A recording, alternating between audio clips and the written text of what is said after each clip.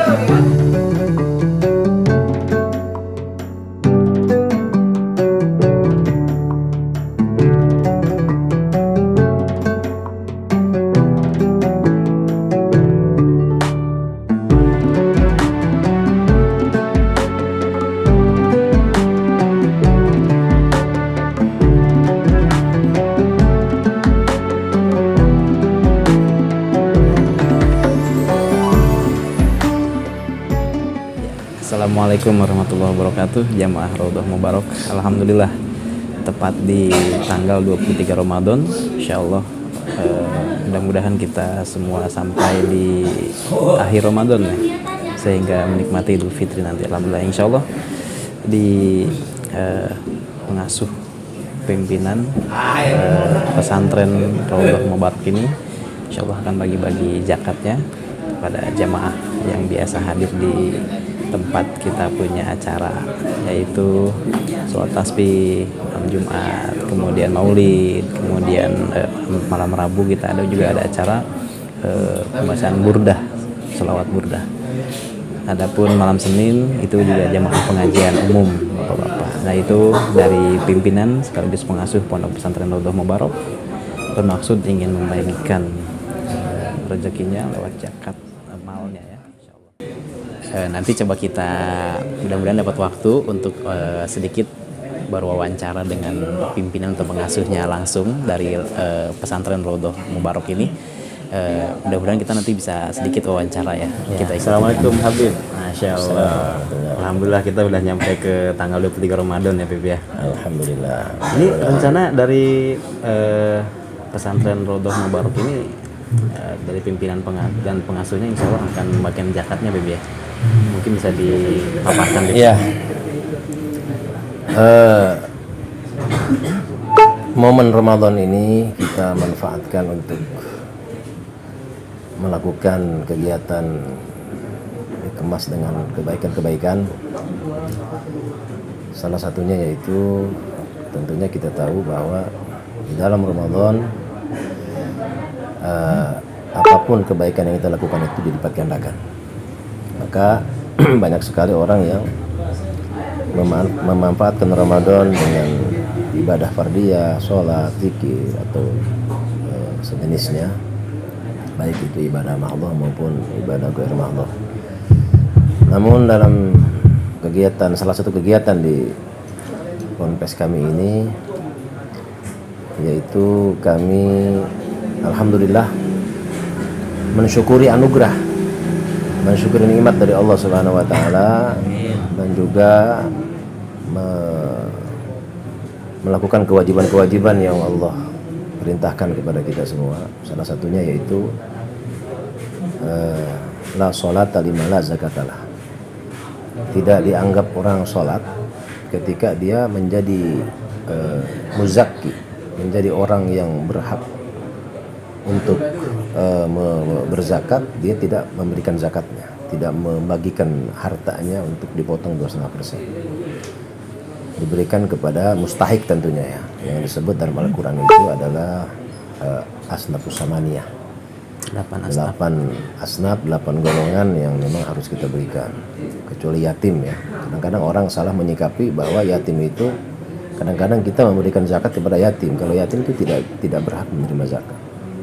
Yatim itu cukup kita memberikan sedekahnya. Walaupun itu pahala yang luar biasa, karena memang dijamin oleh Rasulullah SAW, ana wa kafil yatim fil jannah. Maka dalam salah satu kegiatan di Ar-Raudhah ini, selain memang kita melakukan kajian-kajian, melakukan mudzakarah, maka kami juga membagikan ala kadar ya apa yang menjadi kewajiban kami, yaitu selain infak dan sedekah tapi juga zakat. Malam ini yang sudah ke-4 kali pembagian, ini yang mungkin yang keempat kali kita akan membagikan zakat mal yang memang Allah titipkan kepada kita agar harta kita semakin berkah di hadapan Allah. Mudah-mudahan setiap tahun makin bertambah terus, dan Allah juga memberikan umur yang berkah untuk kita semua. Amin. Jadi intinya malam ini kita akan melakukan kegiatan untuk pembagian zakat. Ini khusus untuk pribadi kami, keluarga kami, tapi ada juga nanti mungkin besok atau lusa kami juga akan membagikan titipan-titipan dari beberapa orang yang percaya kepada kami menjadi amil ya di dalam melaksanakan pembagian tersebut. Iya. Alhamdulillah. Mungkin ada pesan dan wasiat untuk para jamaah seperti apa gitu? Saya terkenang satu ucapan daripada guru kita semua, Al-Mukarram Ad-Da'i Ilallah Kiai Haji Syukrul Ma'mun. Beliau mengatakan bahwasanya kalau seandainya di Indonesia ini orang-orang yang sudah menjadi muzaki ya, orang-orang yang sudah wajib zakat, melakukan kewajiban untuk berzakat, maka seandainya semuanya mau berzakat, insya Allah di Indonesia itu nggak ada yang miskin. Masya Allah. Yang jadi masalah ini orang tuh memegang harta tuh banyak yang salah niat ya. Mungkin termasuk saya Al-Fakir ya. Jadi kita itu harus punya niat, jadilah orang yang ahli sedekah, jangan jadi orang yang kaya. Kalau kita jadi orang kaya belum tentu mau sedekah. Tapi ketika jadi orang yang ahli sedekah, insya Allah Allah akan berikan kekayaan kepada kita. Karena Allah mengirimkan 2 malaikat setiap pagi, dikirimkan setiap pagi setiap hari. Dalam sebuah hari sampaikan bahwa kedua malaikat tersebut beda doanya. Malaikat yang pertama mengatakan Allahumma a'ti munfiqon khalafa. Malaikat yang kedua berdoa Allahumma a'ti mumsikan talafa. Dan kita harus yakin bahwasanya doa malaikat ini luar biasa, tidak mungkin ditolak oleh Allah. La turad. Doa malaikat itu enggak ditolak oleh Allah. Apa pengertian doa yang pertama? Malaikat mengatakan, ya Allah hancurkan mereka hartanya karena dia tidak mau berinfak di jalan Allah. Maka malaikat itu mendoakan. Dan kita lihatlah bagaimana orang-orang yang mungkin kurang berinfak di jalan Allah, kurang berzakat atau kurang bersedekah, memang nggak lama dunia. Dan memang dunia itu nggak lama sebetulnya. Tapi terlihat mana yang berkah, mana yang enggak dalam rezeki. Terlihat. Apa sih makna berkah itu? Makna berkah itu adalah dia diberikan kekuatan oleh Allah dalam beribadah, diberikan ketenangan hati. Karena banyak orang yang banyak segala macamnya, hartanya berlimpah, tapi hatinya nggak tenang. Karena ternyata orang mukmin itu ketenangan hati itu hanya diberikan kepada orang mukmin. Nggak mungkin orang kafir, orang non muslim atau orang yang nggak ibadah dapat ketenangan hati, nggak mungkin. Allazi anzala sakinata fi qulubil mu'minin. Karena Allah itu adalah zat yang memberikan ketenangan ke dalam hati orang mukmin saja. Orang lain nggak bakal tenang hati. Orang yang nggak mukmin itu nggak bakal tenang. Nah yang kedua, malaikat itu berdoa Allahumma a'ti masakin. Allahumma a'ti mumsikan talafa. Yang pertama tadi, hancurkan ya Allah harta mereka karena mereka tidak mau berinfak. Dan yang kedua malaikat mengatakan Allahumma ati munfikon talafa.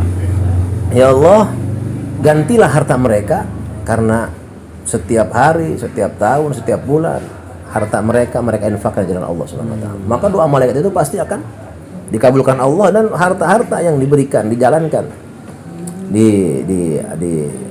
hadiahkan atau dizakatkan atau dibagikan, diinfakkan di jalan Allah, maka itulah harta yang namanya harta berkah.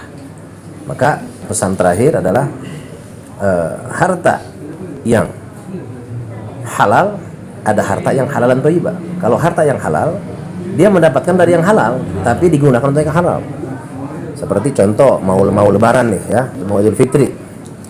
Orang yang hartanya yang cuma halal saja, tapi tidak thayyibah, nggak bersih hartanya. Nah, itu biasanya digunakan untuk hal-hal yang nggak berguna.